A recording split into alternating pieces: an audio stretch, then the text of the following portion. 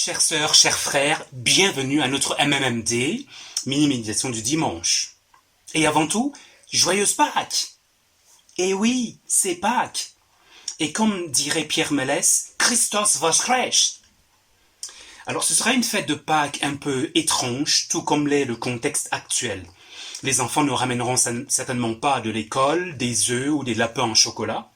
Dans les parcs de la commune, il n'y aura pas, cette année en tout cas, de chasse aux œufs de Pâques.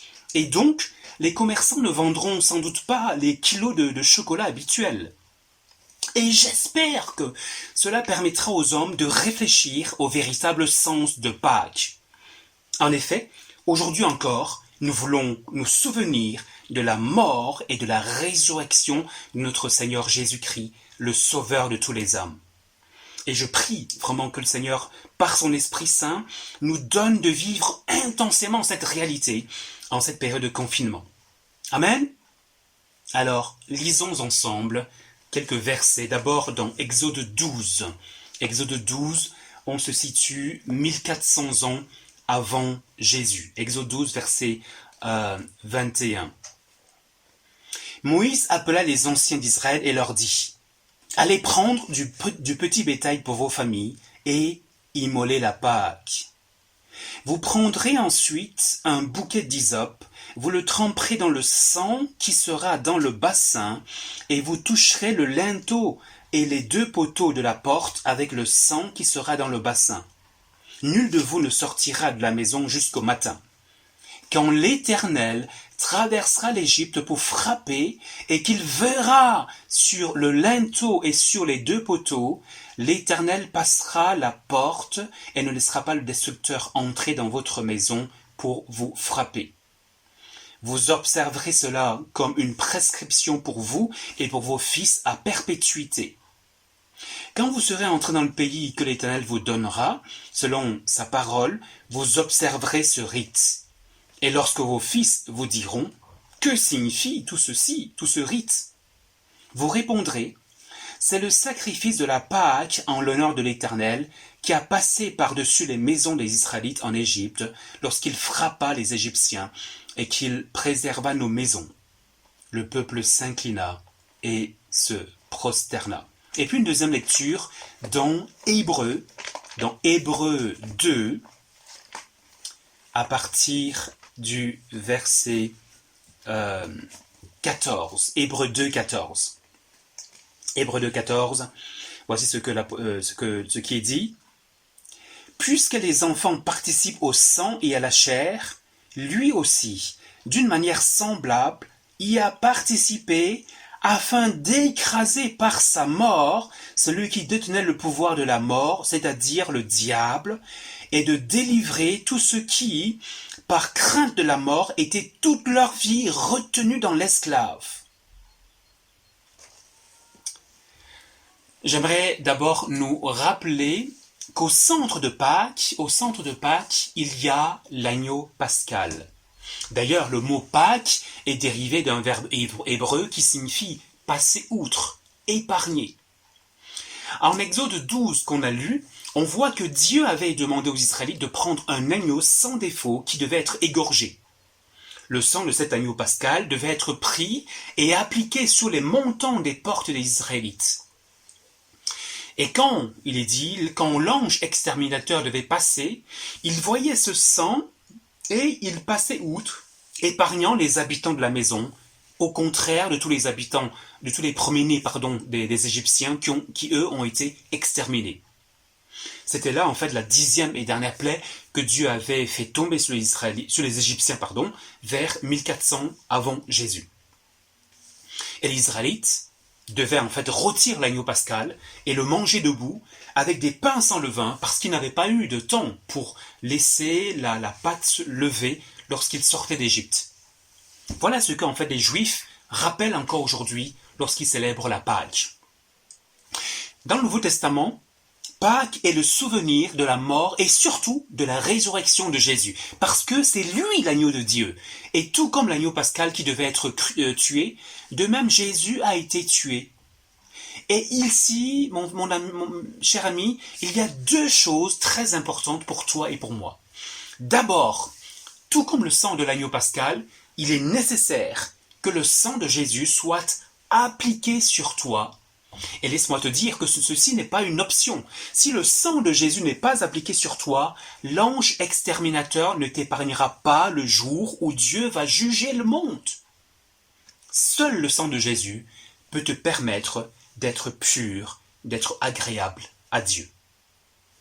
Deuxièmement, de même que l'agneau pascal mourait pour racheter les Israélites, de même Jésus, l'agneau de Dieu, a donné sa vie pour te racheter, pour te réconcilier avec Dieu, pour nous réconcilier avec Dieu. Et ce qu'il y a d'unique pour Jésus, c'est qu'il est en fait ressuscité, contrairement à l'agneau pascal. Le fait que Jésus ressuscite est la preuve que sa mort n'est pas pour lui-même, mais sa mort est pour toute personne qui reconnaît qu'elle a besoin d'être pardonnée par Dieu. Dans la situation actuelle dominée par la peur du coronavirus, il faut dire qu'il y a un autre virus que nous devons le plus craindre. C'est le virus du péché qui entraîne la mort éternelle, c'est-à-dire l'enfer, la séparation loin de Dieu. Et Jésus est mort pour nous faire échapper à ce sort. Donc, dans l'Ancien Testament, Pâques, c'est la fête de la délivrance des Israélites, sauvés par le sang de l'agneau pascal. Et dans le Nouveau Testament, Jésus est l'agneau pascal parfait. Et depuis que Jésus a été offert, les Juifs n'offrent plus de sacrifices, et les chrétiens non plus. Et justement, dans le Nouveau Testament, on voit que Pâques, c'est la fête de la mort et de la résurrection de Jésus. C'est pourquoi celui qui place en Jésus sa confiance peut être assuré de ne plus être frappé par l'ange exterminateur, mais plutôt d'avoir la vie éternelle avec Dieu.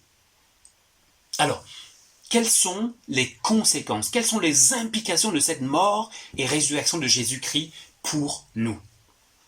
Première implication à relever, c'est que nous n'avons plus à avoir peur. Actuellement, le Covid-19 frappe dans le monde, un peu comme l'ange de la mort en Égypte, il y a plus de 4000 ans maintenant, frappait. Et malgré cela, nous n'avons pas peur de la mort. Pourquoi? Parce que Jésus nous a délivrés d'une plus grande mort que celle du Covid-19. Si tu places ta confiance en Jésus, si tu demandes à Jésus de laver ton âme par son sang versé à la croix de Golgotha, même si tu es emporté par le Covid-19, ta destinée éternelle est sûre auprès de Dieu. Voilà ce qu'il faut rappeler lorsque l'ennemi essaie de nous apeurer ou nous angoisser par le Covid-19. La seule chose qu'il faut prendre soin de vérifier, c'est: est-ce que Jésus a lavé mon âme par son sang précieux? Est-ce que je lui ai demandé de le faire? Est-ce que je lui ai demandé pardon? Est-ce que je lui ai demandé de laver mon âme par son sang précieux? Et c'est aussi en fait cette vérité qu'il faut répéter à tout homme qui craint ou qui craindrait d'être frappé par le Covid-19. Alors, nous avons des voisins vraiment sympas, je loue vraiment Dieu pour cela, mais en face, il y en a un qui est un peu spécial, un peu parano quelque part. Avec le Covid-19, il n'ouvre plus ses volets, il désinfecte devant chez lui, sur son trottoir, et lorsque le facteur passe, il lui demande 3 fois si c'est bien désinfecté les mains. On sent vraiment la peur chez lui. Et je prie, et priez peut-être aussi avec moi, pour que j'ai l'occasion vraiment de lui annoncer la liberté que Jésus nous offre. Et d'ailleurs, je vous invite à prier pour chacun de nos voisins, pour que Dieu donne vraiment des occasions de parler de la foi en Jésus, qui libère de la peur de la mort, qui en fait est l'arme préférée du diable. En effet, comme on l'a lu dans Hébreux 2 au verset 14, et je relis simplement ce verset, il est dit que Jésus a participé afin d'écraser par sa mort celui qui détenait le pouvoir de la mort, c'est-à-dire le diable, et de délivrer tous ceux qui, par crainte de la mort, étaient toute leur vie retenus dans l'esclavage. Le diable agite la mort aux hommes et il les rend esclaves à lui. Il leur dit: attention, si tu ne fais pas ceci, je vais te tuer. Si tu ne laves pas tout ton trottoir jusqu'à 50-100 mètres, je vais te tuer. Ou encore il leur dit, si tu ne mets pas un cierge, tu auras des cauchemars et tu ne dormiras plus. Or, que nous apprend ces deux versets? Au verset 14, on voit que Jésus a écrasé par sa mort celui qui détenait le pouvoir de la mort, c'est-à-dire le diable. Il a écrasé. N'est-ce pas magnifique cela? Tout ce que Jésus attend, c'est que tu lui fasses confiance, que tu places en lui ta confiance. Et la conséquence de cela pour nous chrétiens, c'est qu'en fait, nous devons faire la différence par rapport aux autres hommes. Comment? Eh bien par le fait que nous n'avons pas cette peur bleue de la mort. Pourquoi? Parce que Jésus a désarmé la mort. Cela ne veut pas dire que nous ne mourrons plus, mais que même si Dieu choisissait de nous reprendre, notre avenir est assuré à cause de son sang versé à Golgotha. Et ce sang de Jésus est efficace. Il nous évite la mort éternelle. Et une dernière question pour terminer. Pouvons-nous appliquer le sang de Jésus sur les linteaux de nos portes, les portes de nos maisons, pour échapper au Covid-19? En plus clair, le sang de Jésus peut-il nous éviter du Covid-19? Une réponse, oui, mais ce n'est pas une garantie. En Égypte, on voit que le sang de l'agneau évitait aux Israélites la mort causée par l'ange destructeur. Et nous avons vu jusqu'ici que le Covid-19 était permis par Dieu. Alors, pouvons-nous dire que Dieu peut nous protéger de cette maladie? La réponse est oui. Demandons à Jésus d'appliquer son sang sur les linteaux de nos portes afin que notre maison soit épargnée du Covid-19. Et puis, souvenons-nous que ce que Jésus veut surtout faire, c'est purifier notre âme par son sang précieux. Demandons-lui de le faire. Demandons-lui d'appliquer son sang sur les linteaux de la porte de notre cœur, de notre âme. Le sang de Jésus peut-il nous éviter le Covid-19? Oui.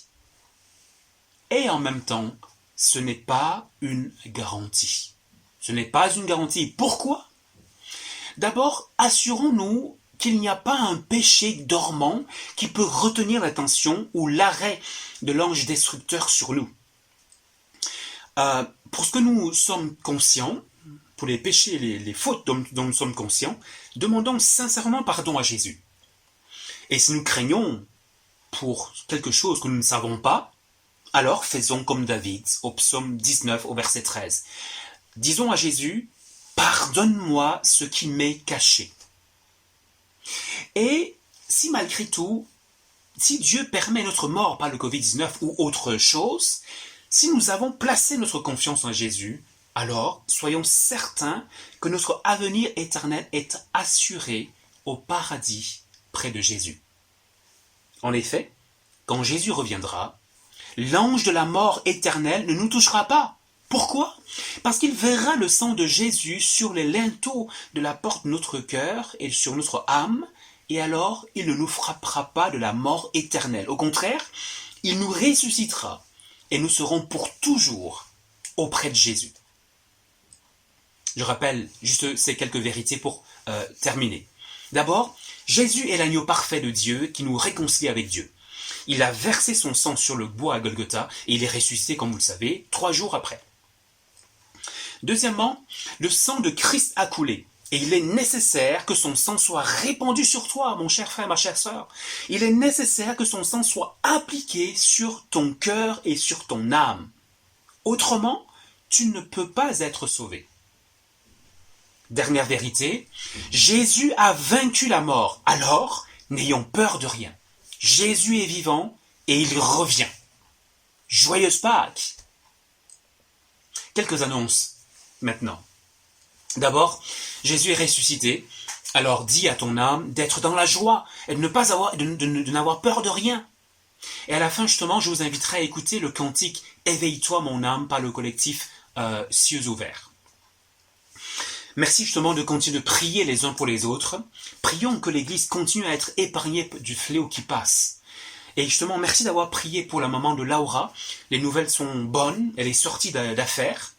De même que Erna et Mathéa vont mieux.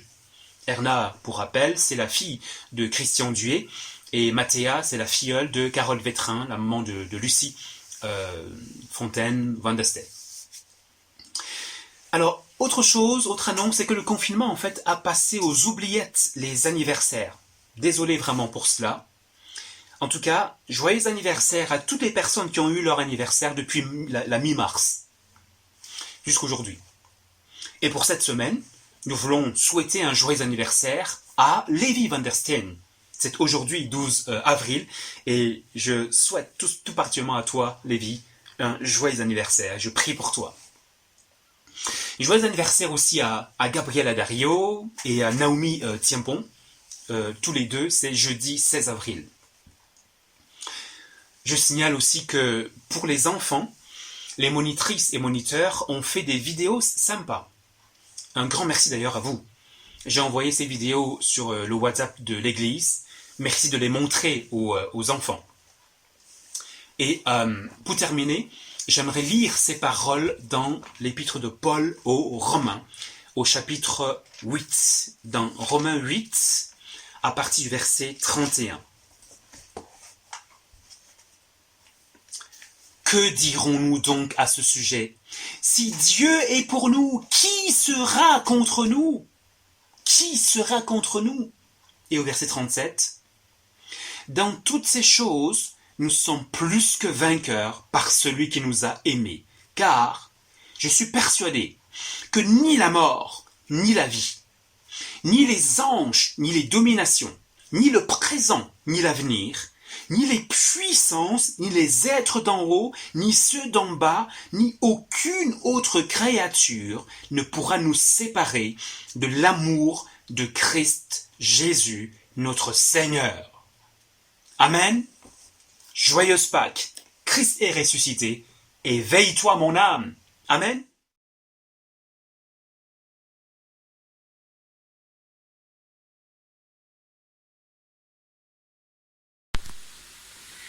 Voilà, c'est le dimanche de Pâques, et c'est vrai qu'on ne peut pas se voir, mais on peut s'entendre. Alors, comme chaque année, je vous dirai en néerlandais la grande vérité de Pâques. Jezus is opgestaan, ja, hij is waarlijk opgestaan. Vous pouvez le répéter avec moi. Jezus is opgestaan, ja, hij is waarlijk opgestaan. Voilà, j'espère que vous le répéterez bien chez vous. Bonne fête de Pâques. Gesù Cristo è risuscitato. Sì, è veramente risuscitato. Gesù Cristo è risuscitato. Sì, è veramente risuscitato. Ho Christos egertai. Et vous répétez, Nai egertai chaletinos. Ho Christos egertai, Nai egertai alethinos. Christos voskres. Voistinos voskres. Christos voskres. Voistinos voskres. Bonjour, chers membres de l'Église. Nous voulons vous dire en togolais, Jésus-Christ est ressuscité. Je vais répéter 3 fois et vous aussi vous allez répéter 3 fois. Je vais dire Jésus fond et vous allez répéter Nyatepe Jésus fond 3 fois. Jésus fond, Nyatepe Jésus fond, Jésus fond, Nyatepe Jésus fond, Jésus fond, Nyatepe Jésus fond. Amen. Bonjour à tous. Bonjour. Bonjour du Québec. On voulait vous dire que Jésus-Christ est ressuscité. Oui, il est vraiment ressuscité. Jésus-Christ est ressuscité. Il est vraiment ressuscité. On vous fait plein de gros becs du Québec. On vous embrasse tous, on pense bien à vous. Ciao. Salut les amis, c'est Pascaline. Yesu Kristo asekwa penza.